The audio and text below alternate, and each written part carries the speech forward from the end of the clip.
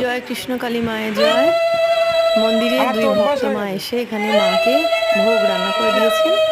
মঙ্গলা মা সেই ভোগ আমাদের ছোট্ট গুটগুটি মাকে খাইয়ে দিচ্ছেন। কি অপূর্ব দৃশ্য। পায়েস সেরেছেন, এখানে রয়েছে পোস্ত, ভাত, পাঁপড়, চাটনি সব সুন্দর করে সাজিয়ে ভোগ নিবেদন করেছেন। সেই ভোগ মাকে খাইয়ে দিচ্ছেন মঙ্গলা মা। মঙ্গলা মায়ের হাসি মুখ দেখতে খুব ভালো লাগে। রোজ যখন ভিডিও দেখি, ভিডিও শেয়ার করি, কৃষ্ণকালী মায়ের সঙ্গে মঙ্গলা মাকে দেখে যেন মন ভালো হয়ে যায়। কার কি হয় জানি না, আমার তো হয়।